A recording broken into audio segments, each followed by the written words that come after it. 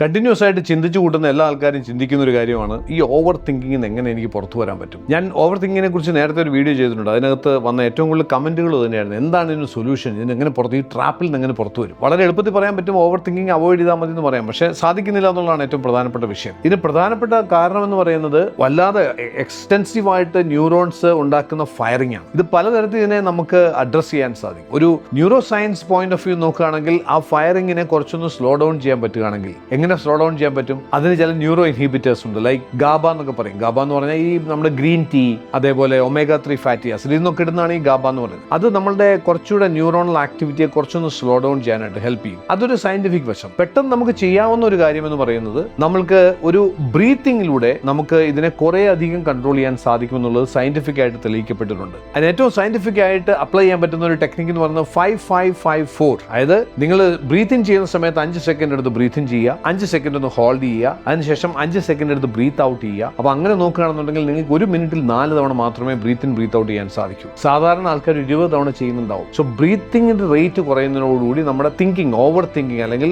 ബ്രെയിനിൽ ഉണ്ടാകുന്ന എക്സസീവ് ആയിട്ടുള്ള ന്യൂറൽ ഫയറിംഗ് കുറയ്ക്കാൻ സാധിക്കുമെന്ന് സയൻസ് പ്രൂവ് ചെയ്തിട്ടുള്ളതാണ്. കുറച്ചുകൂടി നന്നായിട്ട് ചെയ്യണമെന്നുണ്ടെങ്കിൽ നിങ്ങൾ എക്സൈൽ ചെയ്യുന്ന കുറച്ചുകൂടി ഡീപ്പർ ആയിട്ട് എക്സൈൽ ചെയ്യുക. ഒരു 5 സെക്കൻഡ്സ് നിങ്ങൾ ഇൻഹെയിൽ ചെയ്യുന്നുണ്ട്, ഒരു 7 സെക്കൻഡ്സ് നിങ്ങൾ എക്സൈൽ ചെയ്യുക. അതും നിങ്ങൾ ഈ ഓവർ തിങ്കിങ്ങിൽ നിന്ന് പുറത്തു വരാനുള്ള ഒരു മാർഗ്ഗമാണ്. ഇങ്ങനെ പല ഹാക്കുകളും ഉണ്ട്. ഞാൻ 1-2 നിങ്ങളുമായി ഷെയർ ചെയ്തത് മാത്രം. ഇപ്പോൾ ഈ വീഡിയോ കണ്ടു കഴിഞ്ഞാൽ ഉടൻ തന്നെ നിങ്ങളൊന്ന് ട്രൈ ചെയ്ത് നോക്കൂ, എന്ത് വ്യത്യാസമുണ്ടെന്ന് നിങ്ങൾക്ക് അറിയാൻ സാധിക്കും.